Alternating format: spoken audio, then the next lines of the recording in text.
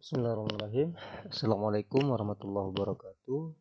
Di video kali ini kita akan lanjutkan ya pembahasan kita tentang seputaran pembuatan proyek untuk aplikasi bimbingan belajar sederhana. Ya. Dimana pada pertemuan sebelumnya kita sudah melakukan desain database yang tampilannya kurang lebih seperti ini ya. Jadi di desain database kita sudah mempunyai beberapa tabel, ada 5 tabel ya. Ada tabel users, ada tabel programs, students, teachers, dan teachers program. Nah, kita akan mengelola data ini yang ada di tabel-tabel yang sudah kita buat. Kita akan buat sebuah interface nanti menggunakan visualbasic.net ya, di mana kita akan melakukan beberapa operasi terkait dengan bagaimana cara menyimpan data, terus mengubah datanya, menghapus data, dan melakukan pencarian datanya gitu ya. Nah, ini saya menggunakan head SQL. Teman-teman kalau pakai PHP MyAdmin bisa di sini ya. Pastikan aktifkan terlebih dahulu Apache sama MySQL-nya ya. Nah, kalau bagi yang menggunakan exam.pp, silahkan buka control panel-nya, aktifkan aktifkan Apache dan MySQL-nya. Gitu ya. Nah, kalau menggunakan PHP MyAdmin kan seperti ini ya. Kemarin kita sudah praktekkan ini juga. Nah, database-nya saya kemarin kita menggunakan ini. Bagi yang belum membuat database-nya silahkan dibuat. Ini tampilannya kurang lebih seperti ini. Nah, ini adalah beberapa tabel yang sudah kita buat ya. Nah, kalau saya namanya db bimbel 4f, db_bimbel_4f. Ya, di sini ada tabel users gitu ya. Kemudian ada tabel programs, ada tabel students, dan ada tabel teachers, dan ada tabel teacher program. Nah, di video kali ini kita akan coba membuat project baru ya. Membuat project baru. Kita akan coba mulai dari membuat form login-nya terlebih dahulu ya. Nanti kita akan gunakan data yang ada di tabel users ini. Gitu ya. Nah, apa saja yang kita lakukan? Nah, pastikan yang pertama teman-teman sudah install yang namanya MySQL Connector ya. Nah, saya cek di sini MySQL Connector-nya seperti ini ya.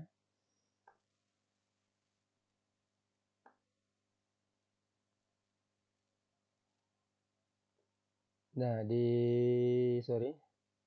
saya coba cari dulu MySQL Connector. Nah, di sini saya menggunakan MySQL Connector-nya menggunakan versi 8.0.11 ya.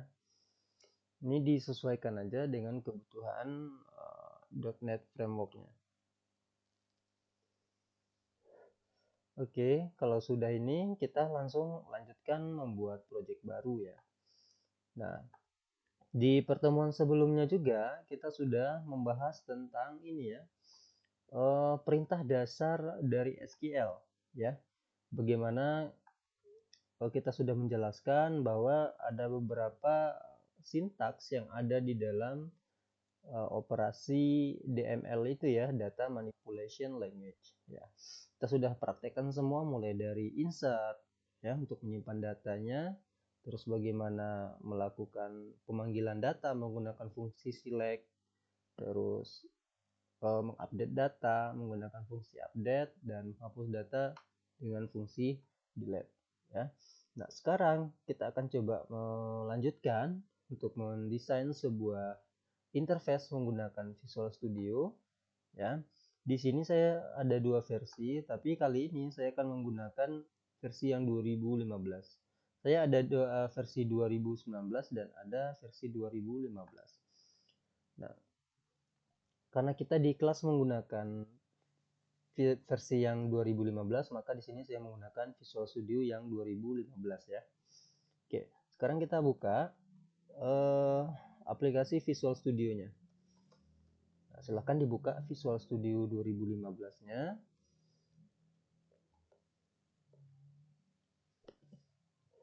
Di sini posisinya saya sudah mengaktifkan Apache sama MySQL-nya ya. Nah, bagi yang menggunakan XAMPP tolong disesuaikan. Nah, di sini saya akan membuat sebuah project baru nih. Buat project baru, new project. Terus saya menyimpannya di sini. Saya cari tempat penyimpanannya terlebih dahulu. Saya simpannya di sini ya, di tutorial. Nah, di sini. Ini disesuaikan saja di mana tempat penyimpanannya ya. Sini saya akan membuat sebuah folder baru namanya app gitu ya. App bimbel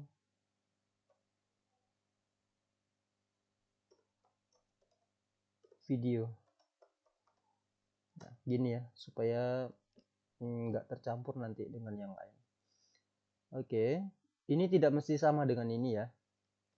Boleh bebas silakan. Lalu saya select foldernya yang barusan udah dibuat. Nah, lalu untuk namanya di sini saya bikin gini, app bimbel. Gitu ya. Selanjutnya, pastikan ini ya. Pastikan yang diperhatikan ini adalah tipe bahasanya ada Visual Basic. Terus jenis aplikasinya adalah Windows Form Application. Ya, jangan salah pilih. Oke. Habis ini langsung kita klik oke.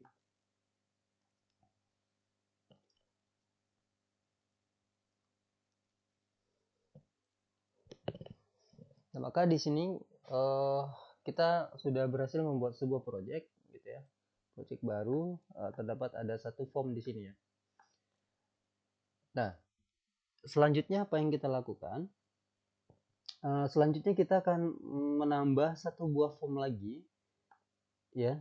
Kita tambah satu buah form lagi. Teman-teman bisa klik kanan di sini atau di sini ya, di bagian projectnya klik kanan, lalu add, pilih yang Windows Form ini ya.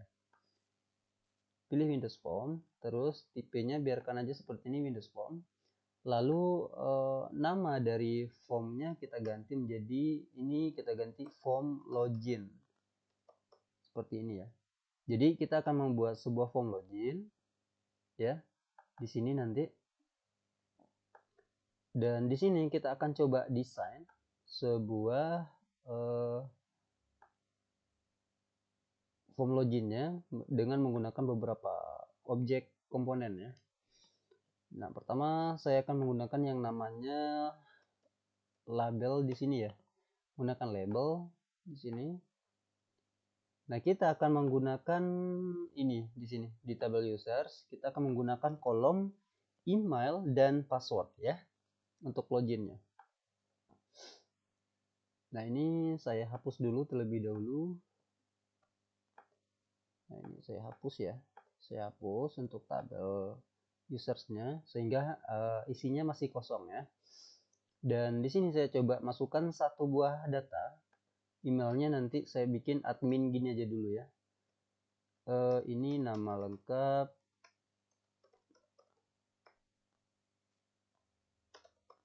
admin gitu ya. Passwordnya juga admin. Nah, gitu ya. Kita sudah memasukkan satu buah data.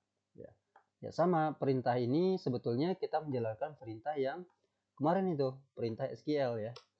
Pertama kita insert into nama tabelnya users, lalu kita isi tuh kolom untuk email, terus username, terus password. Nah, ini adalah nama kolomnya, lalu isinya apa gitu ya, values gitu ya. Satu, untuk emailnya apa? Misalnya admin@gmail.com. Nah, untuk kolom kedua yaitu username-nya, nama adminnya gitu ya. Kemudian koma lagi kita isi passwordnya admin 123. Nah, ini ya. Ini adalah perintah yang kita lakukan untuk memasukkan sebuah data.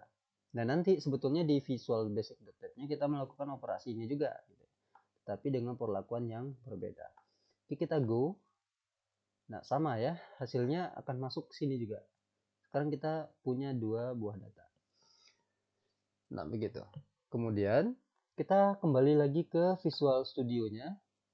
Di sini kita akan coba lanjutkan. Nah, tapi sebelum itu kita kembali dulu, kita bersihkan dulu. Saya mau gunakan yang namanya group box di sini ya. Nah, supaya tampilnya agak menarik gitu ya. Saya atur nih kurang lebih seperti ini. Ini saya kecilkan lagi. Nah, segini udah cukup. Lalu di teks group box 1 ini akan saya ganti di bagian properties, lalu teks ya. Misalnya administrator. Gitu ya. Login. Nah, gini ya. Lalu untuk apa ya? Untuk stylenya saya ganti, pergi ke font, lalu klik di bagian titik 3 itu, lalu saya pilih miring ya. Nah, seperti ini. Nah, kayaknya cukup deh. Lalu kemudian saya butuh yang namanya label di sini ya. Label, saya tarik, saya masukkan ke sini. Nah, malah dia ikut ya. Dia ikut jadi miring juga. Nanti kita ubah deh ya. Nah, label 1 ini akan saya ganti teksnya menjadi ini email ya. Email. Terus saya butuh komponen lagi yang namanya text box seperti ini. Saya tarik. Nah, disesuaikan aja nih. Sesuaikan aja kurang lebih segini. Ya. Lalu ini saya blok. Dan text box ini juga saya blok. Saya pergi ke bagian font di sini. Saya akan ganti ya. Ukurannya mungkin 12 ya. 12. Oke, saya ganti 12 dan font stylenya regular. Nah, gini ya. Lalu ini saya blok. Ini juga saya blok. Lalu tahan kontrol, tarik ke bawah supaya digandakan gitu ya. Nah, begini. Lalu email yang satunya lagi saya ganti teksnya menjadi password. Nah, gini ya. Nah, oke. Kemudian saya butuh yang namanya button. Tombol ya. Tombol untuk login. Ini saya sesuaikan kurang lebih ukurannya segini nih. Nah, disesuaikan aja ya. Ini saya tarik dulu ke bawah. Nah, kurang lebih segini ya. Button 1 ini akan saya ganti menjadi login. Gitu ya. Terus ukurannya saya ganti nih, ukuran fontnya saya ganti menjadi 11 saja deh. 11 yang tipenya regular. Nah, segini. Sehingga kalau kita jalankan gitu ya, F5 di keyboard atau klik start di sini.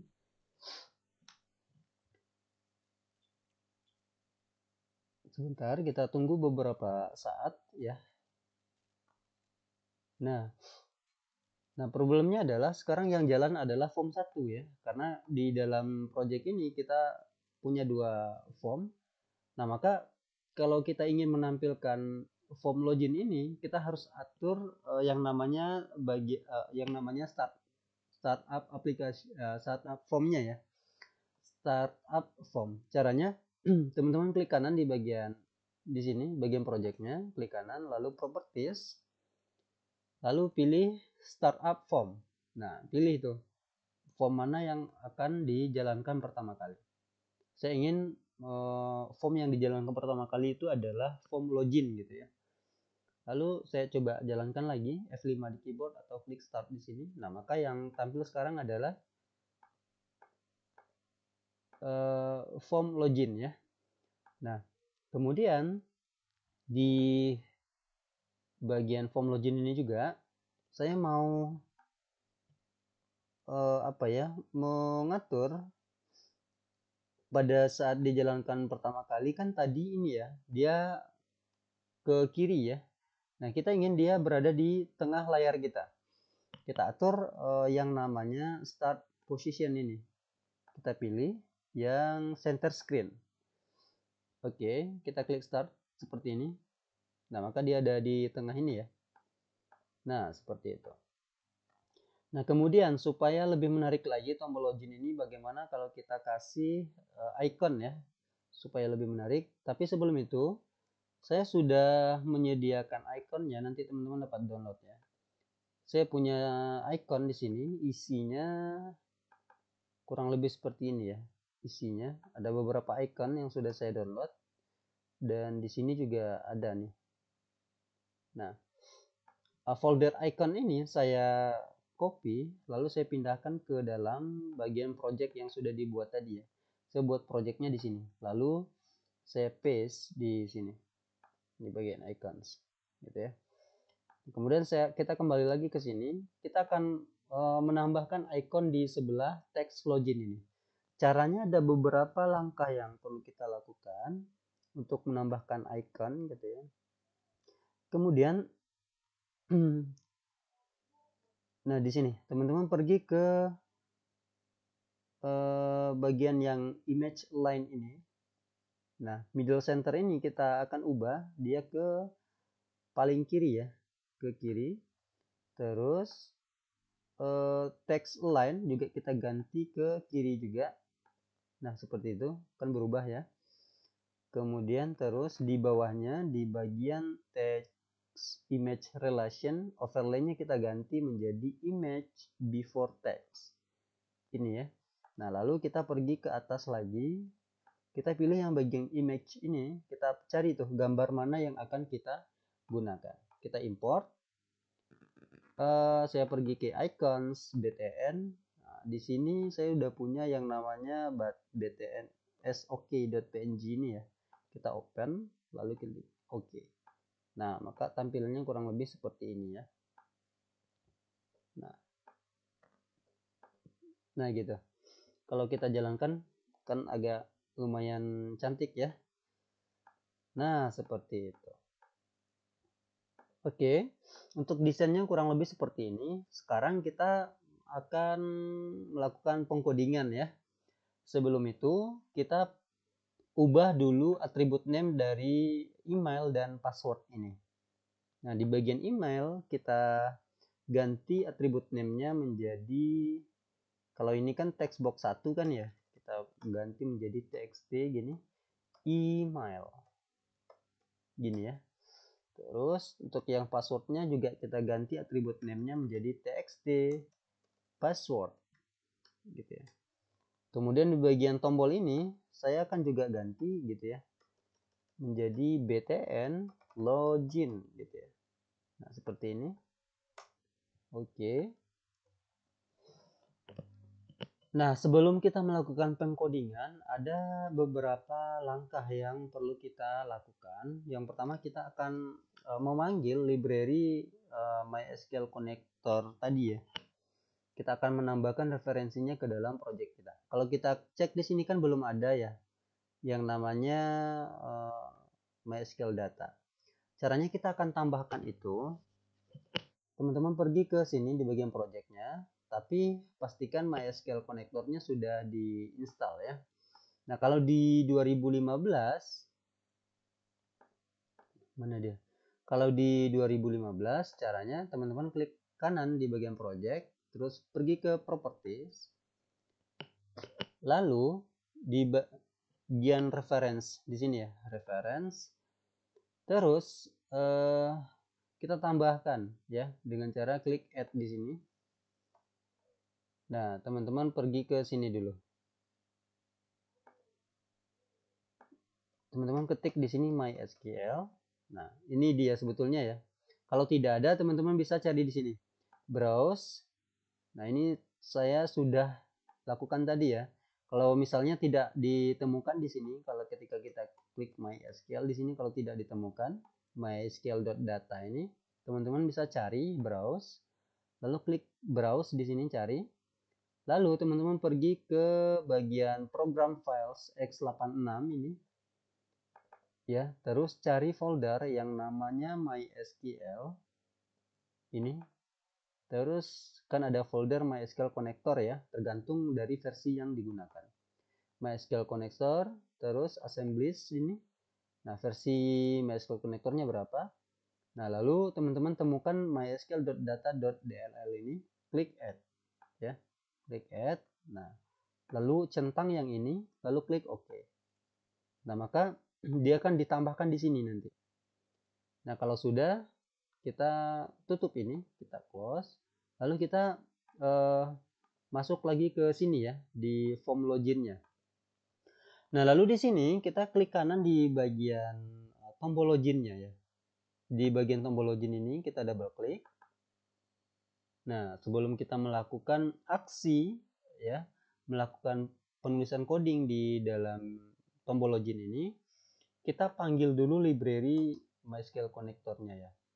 Caranya teman-teman pergi ke bagian ini, paling atas blok kodenya ya, di bagian public class form login ini, teman-teman ketikkan di sini import spasi mysql.data.mysql client. Nah, gini ya. Oke, tapi sebelum itu kita belum buat yang namanya koneksi ke database-nya ya. Nah, sebetulnya sama aja sih. Nah, sekarang kita belum bisa lanjut karena kita belum punya yang namanya koneksi ke database. Kita buat dulu koneksi database-nya. Kita buat menggunakan kelas atau objek modul ya. Kita klik kanan di bagian project-nya ini. Add, terus pilih modul ya. Modul. Ini modulnya kita ganti misalnya apa ya? Misalnya saya buat seperti ini, koneksi DB gitu ya. Koneksi DB huruf besar. .vb, lalu saya klik add di sini.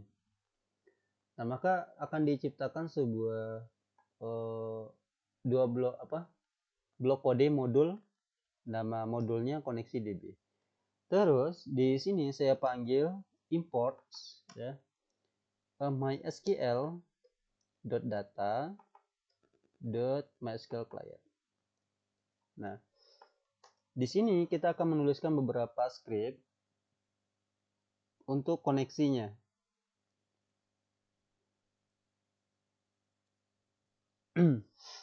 Nah, di sini pertama kita buat variabel baru dim. Nama variabelnya bebas sebetulnya ya. Saya buat mysql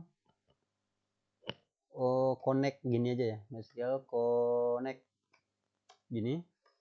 Lalu isinya kita buat beberapa parameter ya. Bukan parameter sih. Kita akan isi beberapa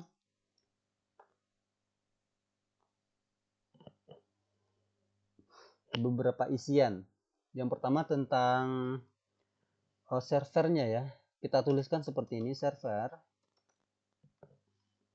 Ini servernya localhost ya.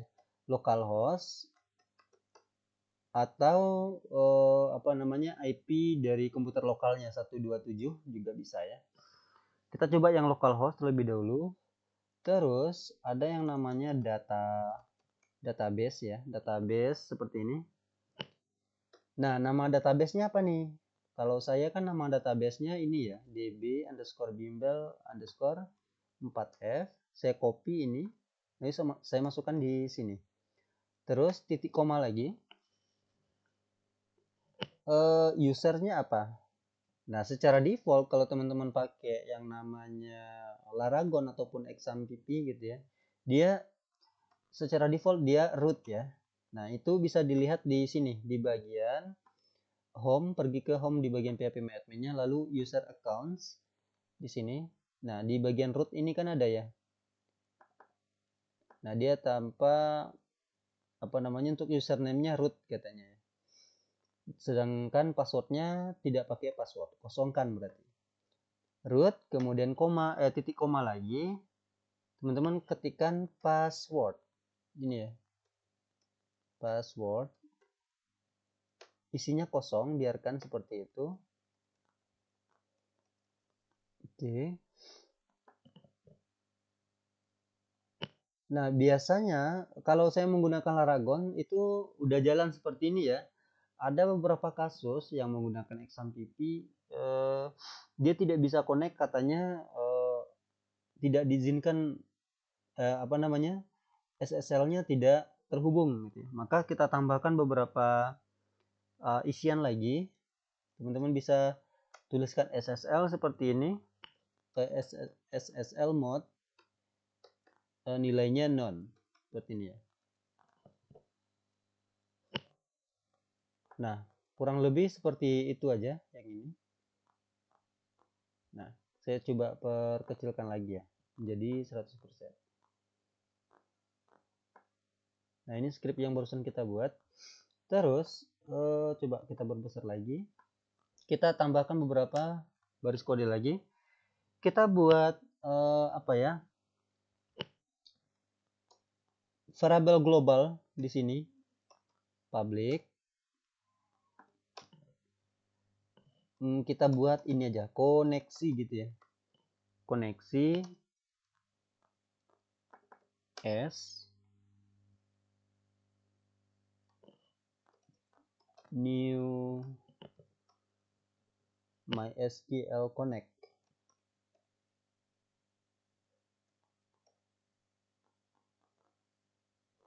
MySQL connection ini ya.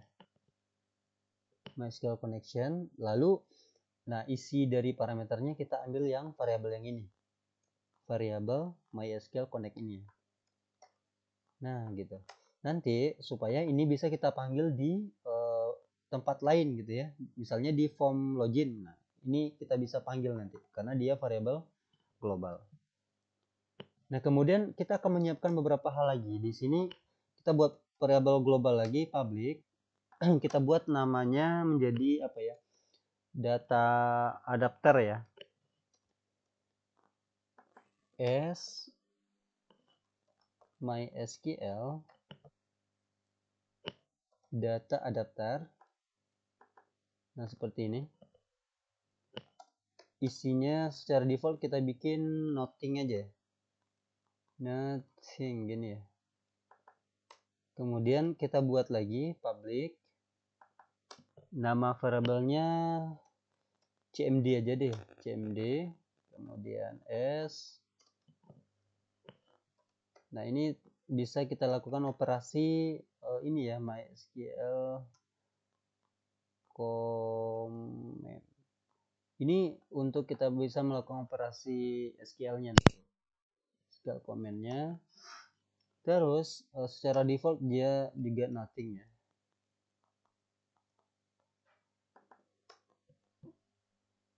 Kemudian kita buat variabel public lagi. Data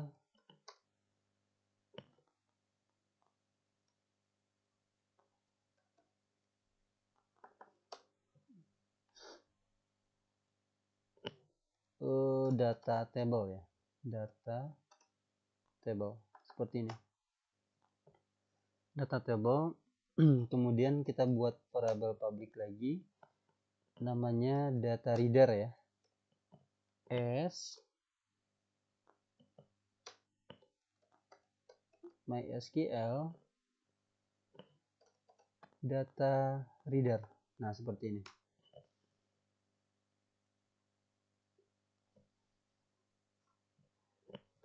Kemudian di bawahnya kita buat beberapa fungsi. Kita tulis seperti ini, sub.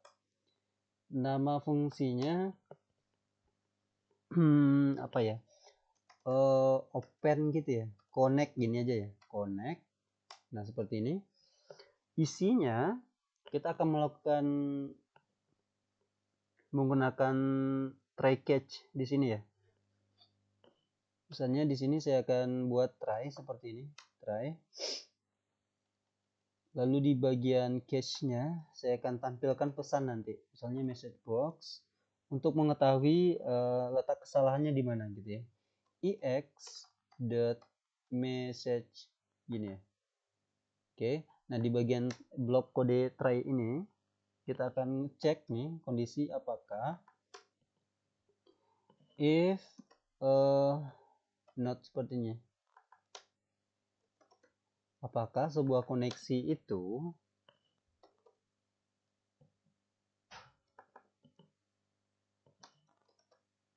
is nothing gini ya, nothing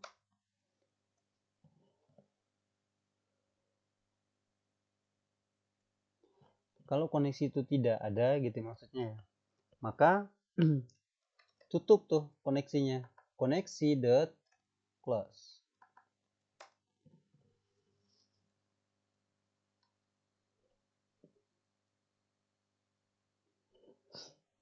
Kemudian koneksi lagi open gitu ya. Nah seperti itu. Kita coba cek di sini. Kita akan tampilkan kalau misalnya dia berhasil, kita akan coba tuliskan di sini koneksi sukses gitu ya.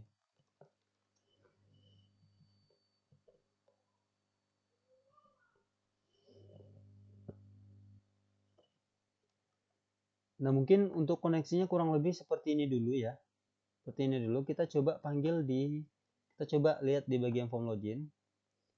Lalu di sini di bagian tombol login tadi kita coba panggil connect seperti ini. Nah gitu ya. Coba jalankan.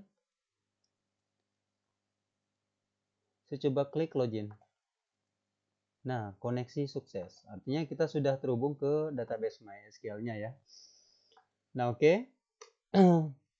Sudah, kita akan lanjutkan ya. Kita akan lanjutkan membuat fungsi loginnya. Jadi di sini kita akan membuat beberapa variabel ya. Variabel satu, saya akan buat variabel namanya email ini, email terus sama password, tipe datanya string seperti ini untuk menampung nanti inputan dari email dan passwordnya ya. Lalu kemudian di sini variabel email itu kita akan isi dengan apa? Dengan txt email ya, email.text, kita ambil value-nya. Nah ini dari mana? Ini dari inputan yang barusan kita buat atribut name-nya ya, teman-teman perhatikan di email di sini. Nah saya udah bikin namanya txt email, terus untuk yang password txt password. Nah itu ya. Kemudian untuk password kita isi lagi nih, password txt password dot text gini ya. Oke, sekarang di sini kita akan coba buat pengecekan atau validasi apakah inputannya sudah diisi semua atau belum gitu ya. Apakah inputan dari email atau password ini sudah diisi atau belum. Nah, maka di sini kita cek atau buat validasi gitu ya. Nah, seperti ini.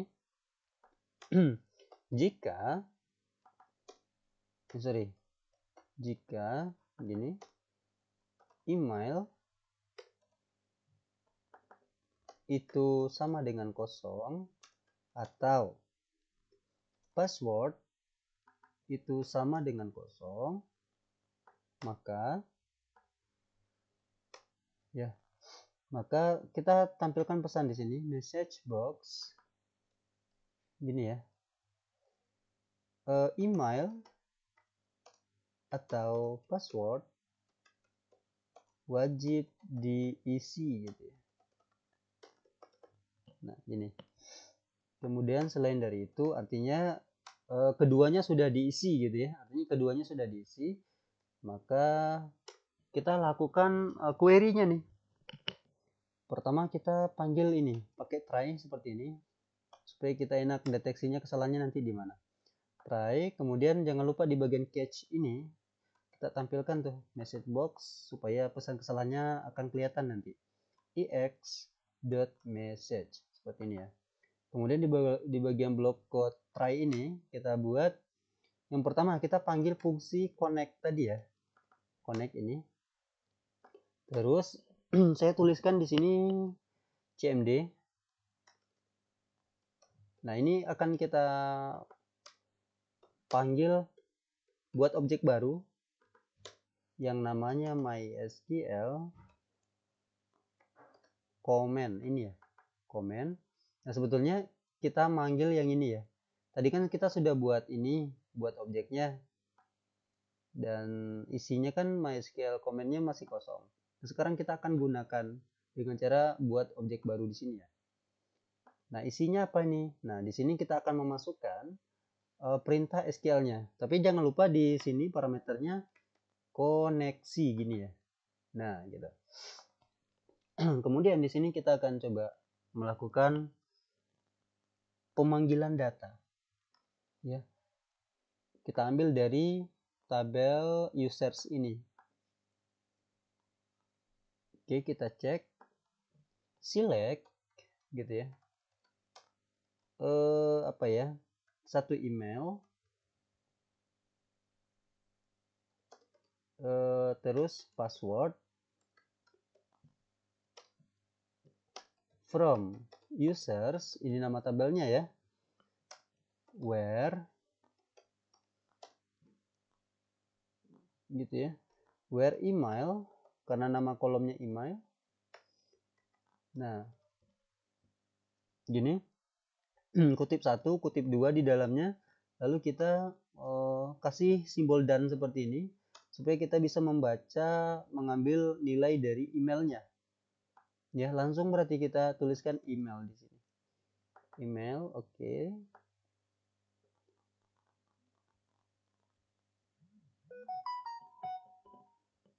Terus di sini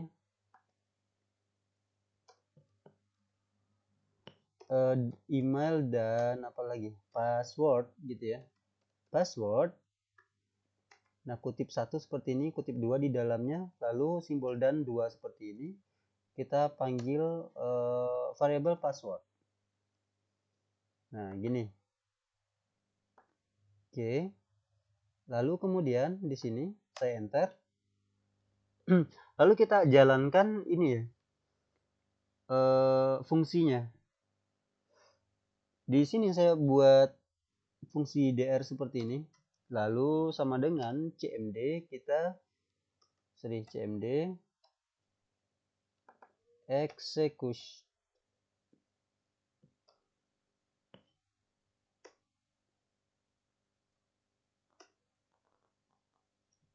execute reader ini. Execute reader terus dr.reader kita baca tuh. .read seperti ini ya. Baru deh kita cek di sini. Cek jika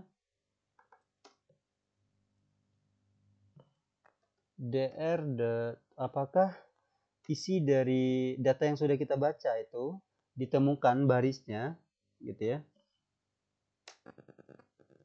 Nah, kalau ada barisnya ditemukan gitu maksudnya ya. Maka kita beri pesan di sini message box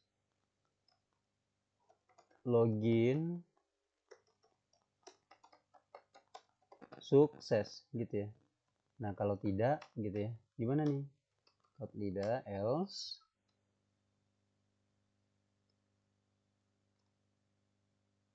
maka loginnya gagal gitu ya. Kita else login gagal gitu ya. Nah, sekarang kita coba dengan memasukkan admin dan passwordnya juga admin. Kita jalankan start admin, passwordnya juga admin. Kita klik login, koneksi sukses katanya, login sukses. Nah, gitu ya. Berarti ditemukan. Coba yang salah, admin 1. Artinya ini emailnya tidak ada ya di database kita. Kita klik, koneksinya sukses, terus loginnya gagal. Nah, lalu untuk notif koneksi sukses tadi kita uncomment dulu ya. Kita komen dulu ya. Ini kita beri tanda kutip 1 seperti ini untuk menghilangkan pesan suksesnya. Nah, sebetulnya sekarang itu loginnya sukses. Nah, kita coba yang lain deh, admin gitu ya. Ini emailnya admin, lalu ini kita emailnya admin@gmail.com, passwordnya tadi admin123. Kita login sukses ya.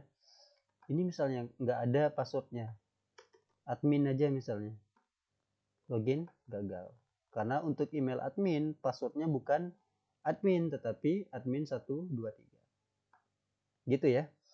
Nah, sekarang kita ingin ketika sudah berhasil login, misalnya 123 ini login, kan sukses nih loginnya. Nah, kita arahkan ke sebuah form gitu ya, sebuah form nanti ke menu utama gitu ya. Nah, tapi kita belum ke sana ya. Kita akan buat dulu deh menu utamanya. Oke. Kita buat sebuah form baru di sini, kita tambahkan sebuah form baru di sini. Oke. Kita tambahkan Windows Form. Namanya form utama gitu ya, form utama gini ya, form utama.vb. Oke, add. Nah, nanti setelah berhasil login kita akan masuk ke sini ya. Coba kita tampilkan labelnya. Sini kita kasih ukurannya agak lebih besar dikit. Nah, misalnya teksnya selamat datang gitu ya. Nah, seperti ini. Oke, kita kembali ke form login. Nah, pada saat dia sukses berhasil login, kita akan coba arahkan gitu ya. Kita akan coba arahkan, kita akan buka form yang barusan kita buat. Kita coba buka form utama ini ketika dia sukses. Nah, caranya pertama untuk form loginnya kita tutup, kita tuliskan me seperti ini. Dot apa ya? Kita buat, kita hilangkan, tutup dulu me.hide seperti ini. Terus me ada fungsi yang namanya invoke seperti ini. Nah, di dalamnya kita tuliskan new gini, yang new ini ya. New actionnya apa? New action. Lalu kita tuliskan sub seperti ini.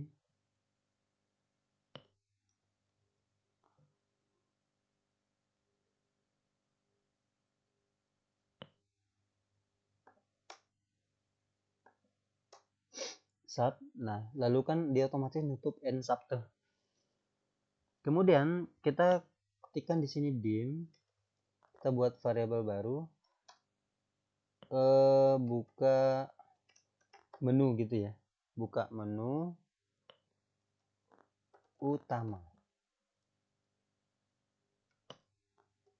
Nah, ini nama variabelnya bebas. Intinya kita ambil nama dari form utama ini. Form utama ini. Nah, gitu ya. Dari situ. Lalu kita panggil lagi buka menu dot show.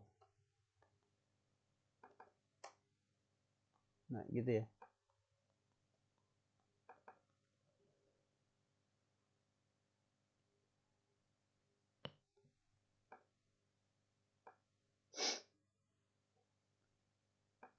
Coba lihat, kita lihat errornya. Buka menu utama.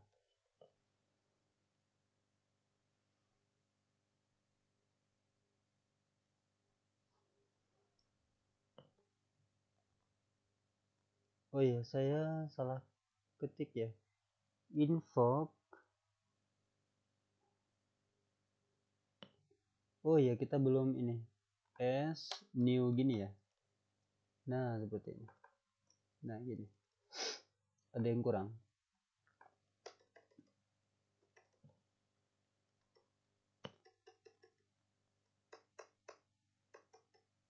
Kita pergi ke sini.